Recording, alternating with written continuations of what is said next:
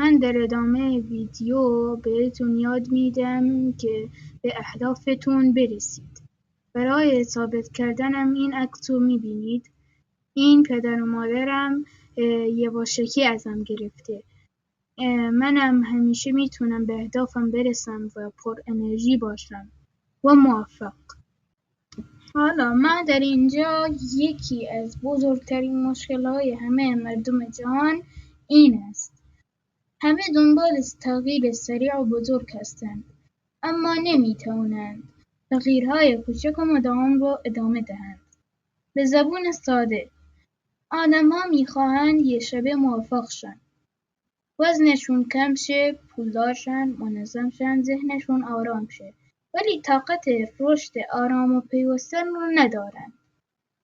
این دقیقاً مشکل همه ما هست.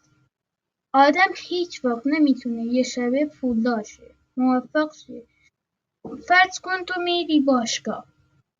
میتونی یه شبه یک سیکس پک در بیاری؟ نه، قطعاً نمیتونی.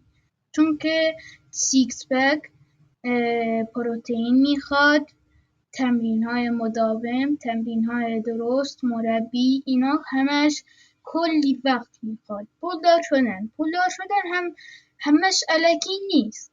زیر اون پولها یک نقشه، یک مغز موفق وجود دارد که همه چیز رو برنامه‌ریزی کرده و منظم پیش رفته. ولی ما میخواهیم مثلا میایم کاری رو انجام میدهیم، برنامه نویسی. بعد 2-3 روز میبینیم که برنامه نویسی جواب نمیده و اون رو ترک میکنیم، ولی مداوم نمیریم. اگه من بودم میرفتم آموزش ها رو میدیدم، بعد برنامه نویسی میکردم، از ChatGPT سوال میپرسیدم، استاد میگرفتم. خلاصه اینجوری دیگه برنامه نویسی رو یاد میگرفتم. ریشه این مشکل، دنیای امروزی پر از حواس‌پرتی و پاداشش سریعه. وقتی یه پست میذاری و سریع لایک میگیری، مغزت یاد میگیره دنبال پاداش فوری باشه. وقتی یه ویدیو 2 دقیقه‌ای میبینی، حس یادگیری میکنی. مغزت نمیره دنبال یادگیری عمیق. وقتی رژیم میگیری ولی بعد از 3 روز نتیجه نمیبینی، زود رهاش میکنی. همش برمیگرده به این که ذهن ما فقط پاداش سریع رو دوست داره. ولی موفقیت واقعی پاداش کند و تدریجی است. کتاب عادتهای اتمی چطور این مشکل رو حل میکنه؟ جیمز کلیر یه راه فوق‌العاده برای حل این معضل داده. اون مشکل ما این نیست که نمیخواهیم تغییر کنیم، بلکه سیستم ما اشتباهه. او راه حلش رو توی یه جمله طلایی گفته: تو به سطح اهداف خودت نمیرسی، بلکه به سطح اهدافت سقوط میکنی. یعنی چی؟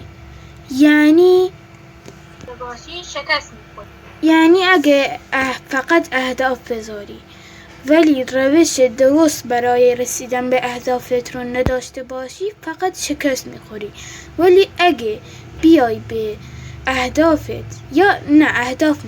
بیا به سیستمت تمرکز کنی، موفقیت خودش بهت رو میکنه. مثال خیلی ساده از دنیای واقعی.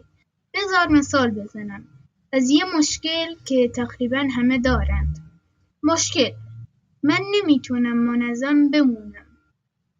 هر روز صبح تصمیم میگیری زود بیدار شی، ورزش کنی، درس بخوانی، ولی بعد از چند روز ولش میکنی. درسته؟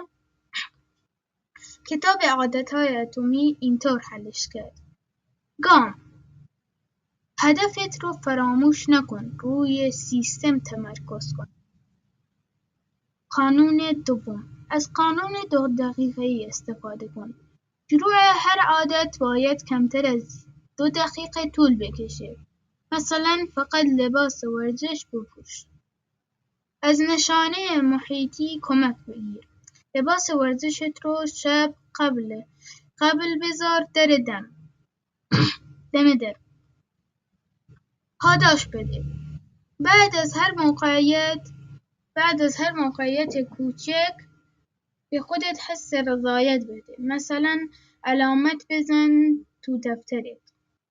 در عرض چند هفته مغزت یاد میگیره اون رفتار رو بدون زور و انگیزه انجام بده. پس جمع‌بندی استادانه.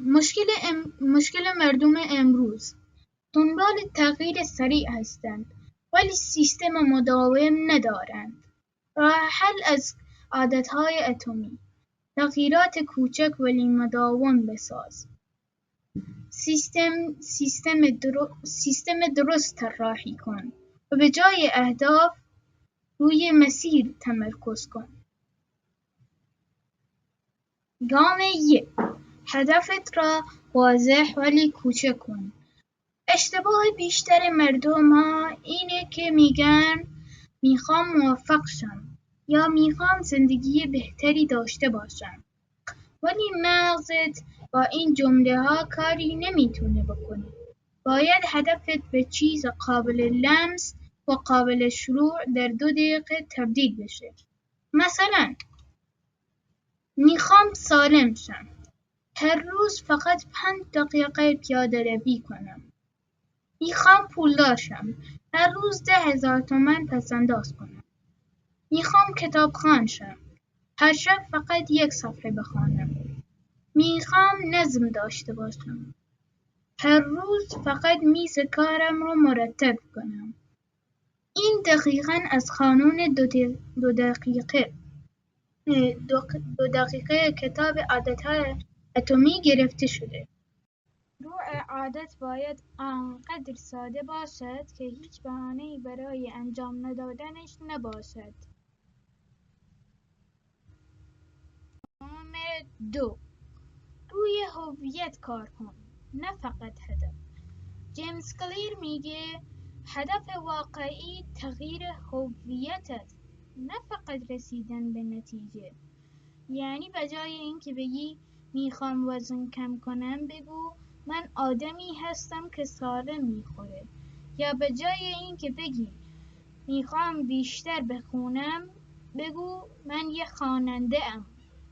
وقتی خودت رو با اون هویت یکی میکنی مغزت دیگه دنبال زور زدن نیست، چون اون کار طبیعی شخصیتت میشه. گام 3. از قانون 4 مرحله‌ای عادت استفاده کن. کتاب میگه هر عادت از 4 بخش تشکیل شده: نشانه، میل، پاسخ، پاداش. بذار یه جدول ساده برات بسازم که بدونی چطور هر هدفی رو باهاش تنظیم کنی.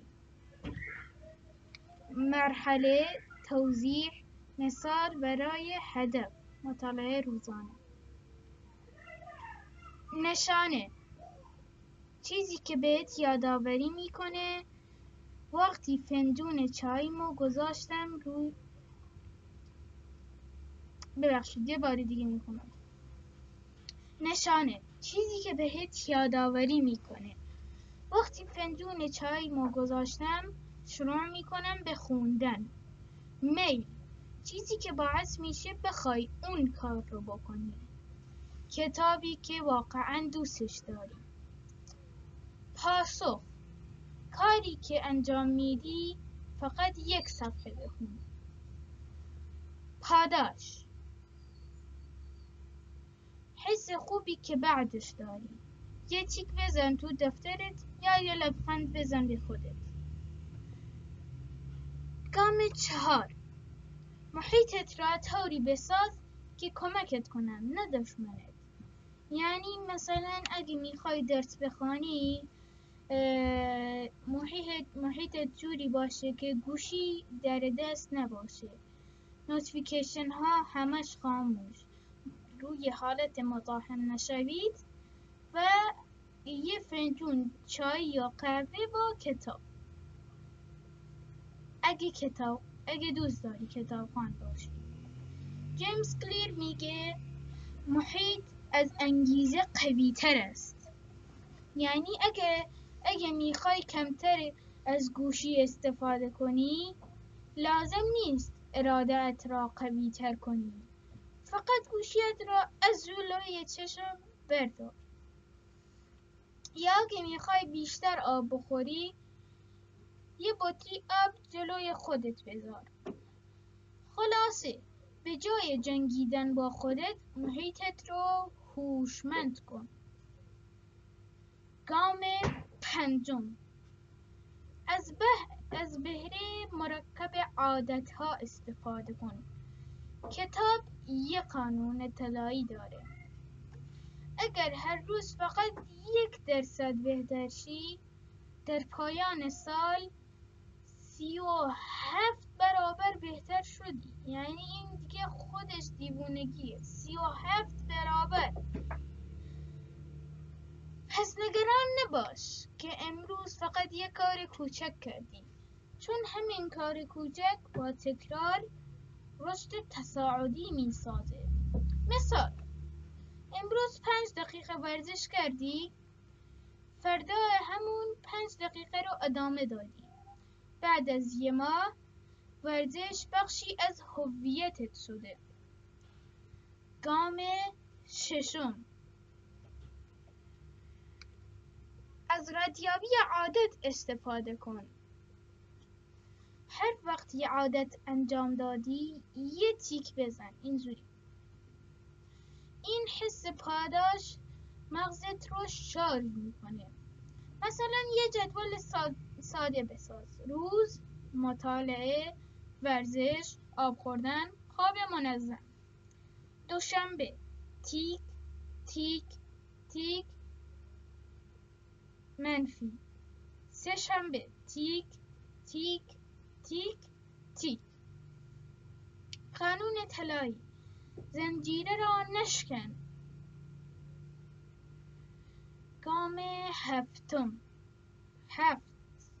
گام 7: اگر یه روز انجام ندادی اشکال نداره. کتاب میگه هرگز 2 بار پشت سر هم از دست نده.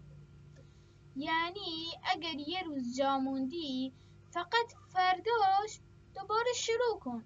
این باعث میشه مغزت حس شکست نگیره و سیستم سالم بمونه. نتیجه نهایی: اگر بخوام خلاصه کنم، هدف بزرگی نداشته باش.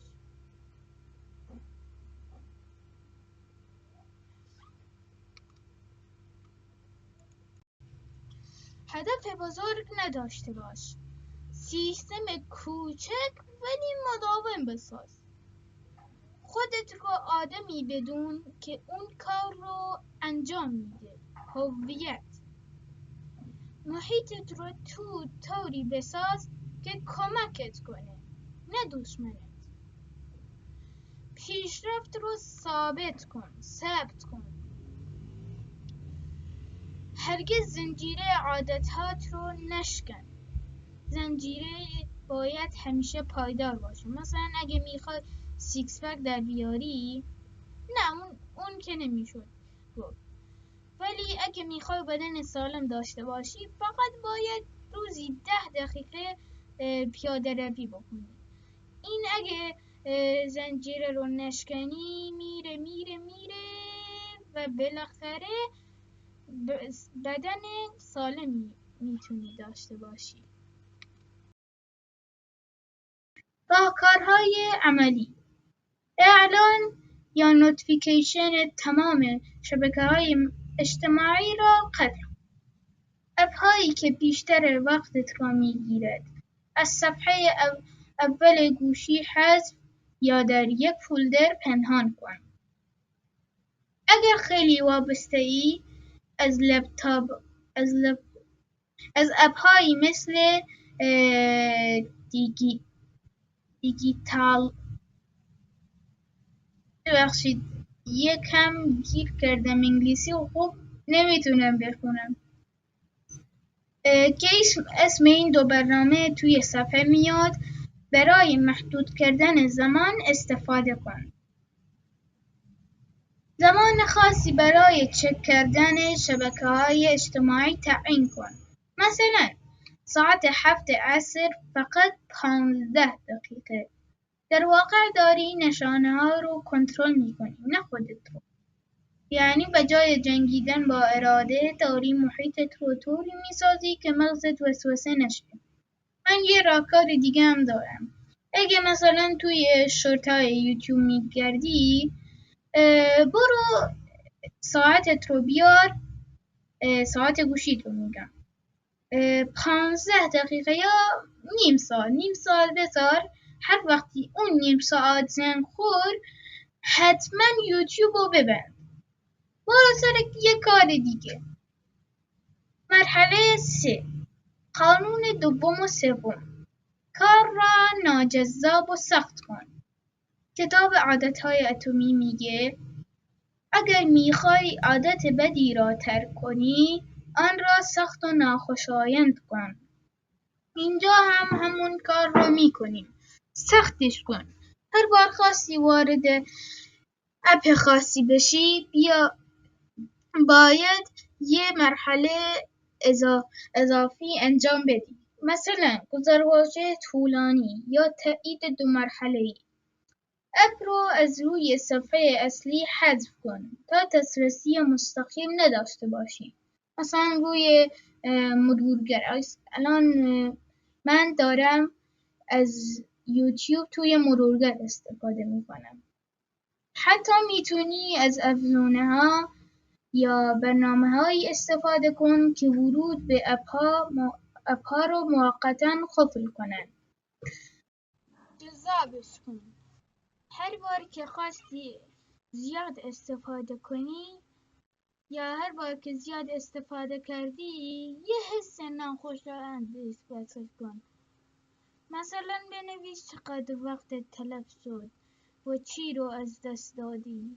تمرکز، حال خوب، خواب یا از روش قرارداد عادت استفاده کن. به یکی از دوستانت بگو اگر بیش از حد از شبکه‌های اجتماعی بودی، باید یک کار ناخوشایند انجام بدی. مثلا پول بده یا یه وظیفه اضافی انجام بده. جیمز کلیر میگه سیستم پاداش و مجازات بیرونی میتونه رفتار رو جهت بده تا زمانی که پاداش درونی شکل بگیره. مرحله 4 یا قانون 4 خودمون. جایگزینش کن با عادت خوب و رضایت بخش. تو نمیتونی فقط یک عادت بد رو حذف کنی. باید اون جای خالی رو با یه چیز جذابتر پر کنی. پس بپرس از خودت وقتی گوشی رو برمیدارم در واقع دنبال چیم؟ سرگرمی، فرار، ارتباط، حس خوب. بعد برای هر کدوم جایگزین بساز. نیاز واقعی، عادت جایگزین، نیاز واقعی. حوصله‌ام سر رفته. یه پیاده روی 5 دقیقه یا گوش دادن به موسیقی مورد علاقه. نیاز به ارتباط، تماس واقعی با یه دوست. فرار از استرس، مدیتیشن 5 دقیقه‌ای یا نوشتن توی دفتر. کنجکاوی خبری، خوندن خلاصه اخبار در زمان مشخص، نه هر لحظه. کتاب میگه عادت بد معمولاً پاسخی به یک نیاز واقعی دارد. پس باید راه بهتری برای رفع اون نیاز پیدا کنی. مرحله 5، از قانون ردیابی عادت استفاده کن. یک جدول ساده بساز و هر روز که مدت استفاده از گوشی کمتر بود یا فقط در زمان مشخص ازش استفاده کردی، یه تیک بزن. مثلا روز کمتر از 1 ساعت، فقط زمان مشخص، احساس بعدش. بذار یه بار دیگه بگم. روز، کمتر از 1 ساعت، فقط زمان مشخص، احساس بعدش. روز. شنبه، کمتر از 1 ساعت، تیک، فقط زمان مشخص، تیک، احساس بعدش عالی. یک شنبه، کمتر از 1 ساعت، خیر، فقط زمان مشخص، خیر، احساس بعدش خسته و پشیمون. دوشنبه، کمتر از 1 ساعت، تیک، فقط زمان مشخص، تیک، تمرکز بالا، نه، احساس بعدش تمرکز بالا رو داشت. مرحله 6.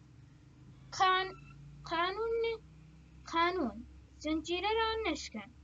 کتاب میگه موفقیت در عادت یعنی استمرار، نه کمال. اگر یه روزی شکست خوردی ایرادی نداره، فقط 2 روز پشت سر هم از دست نده.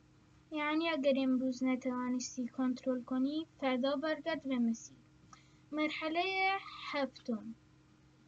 به جای اینکه بگی از فردا دیگه گوشی رو استفاده نمی کنم، بگو این هفته فقط 15 دقیقه از وقت گوشیم رو کم می کنم.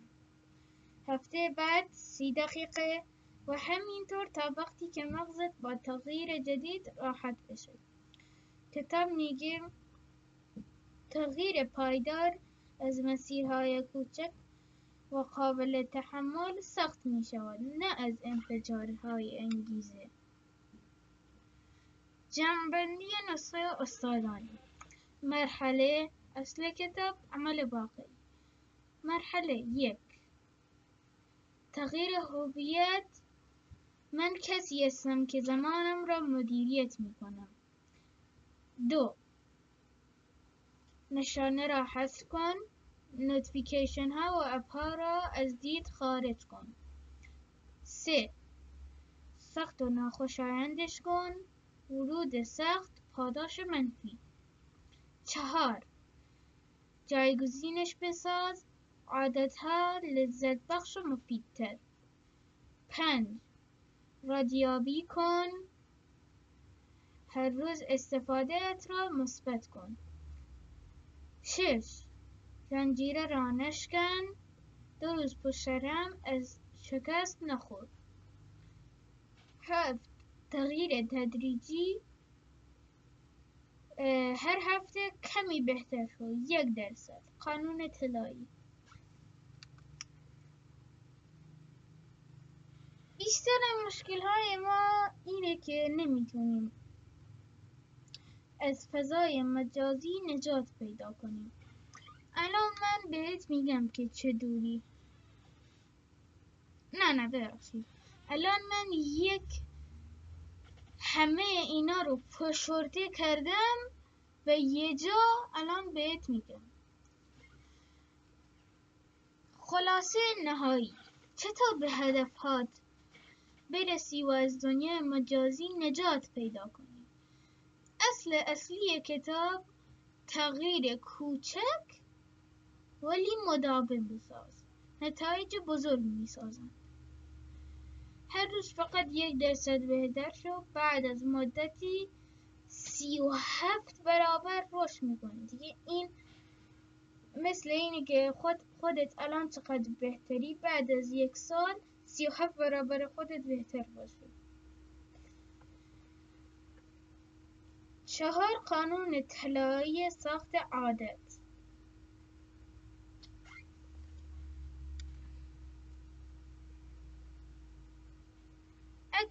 اگه خواست، من الان میرم روی صفحه یک جدول میارم که تو بتونی راحت ازش یک اسکرین شات بگیری که بتونی بعداً اونا رو بخونی و اگر خواستی چیزی رو بازم به یادش بیاری، بیا تو ویدیو من و دوباره ببینش. 4 قانون طلایی برای ساخت عادت. آشکارش کن. 1. آشکارش کن. نشانه واضح بساز. کتاب روی میز، بطری آب روی چشم، جلوی چشم. 2. جذابش کن. کاری کن که حس خوبی بده. مثلا بعد از مطالعه یه استراحت کوتاه بکن. 3. ساده‌اش کن. شروع عادت باید فقط 2 دقیقه طول بکشه. رضایت بخشش کن. بعدش به خودت پاداش بده. تیک زدن، لبخند، حس موفقیت. اسکرین شات بگیر. گرفتی؟ بریم بعدی. برای رسیدن به هدف رو کوچک و مشخص کن. روی سیستم و مسیر تمرکز کن، نه فقط نتیجه. هویتت رو تغییر بده. بگو من کسیم، نه میخواهم. پیشرفتت رو ثبت کن و زنجیره رو نشکن. اسکرین شات بگیر. گرفتی؟ بریم بعدی. برای کنترل دنیای مجازی هویت جدید بساز. من کسیم که زمانم ارزشمنده. نشانه‌ها رو حذف کن. اعلان‌ها و اپ‌های وسوسه‌انگیز رو پنهان کن. کار رو سخت و ناخوشایند کن. ورود با مرز، ورود با رمز، محدودیت‌های زمانی. جایگزین و مثبت بساز. پیاده‌روی، کتاب، تماس واقعی. پیشرفت رو ردیابی کن. هر روز استفاده از گوشی رو یادداشت کن. 2 روز پشت سر شکست نخور.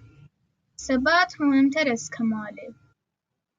آرام و تدریجی پیش برو. هر هفته فقط کمی کمتر استفاده کن. اسکرین شات بگیر. راستی توی کامنت‌ها بنویس که مشکلت چیه تا من یه ویدیویی از مشکل تو رو حل کنم.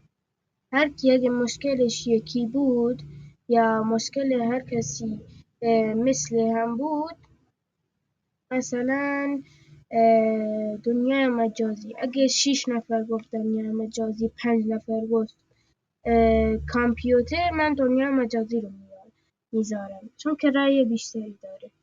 اینو همیشه به یاد داشته باش. تو به سطح اهداف خودت نمیرسی، بلکه به سطح سیستم‌ها و عادت‌ها سقوط می‌کنی.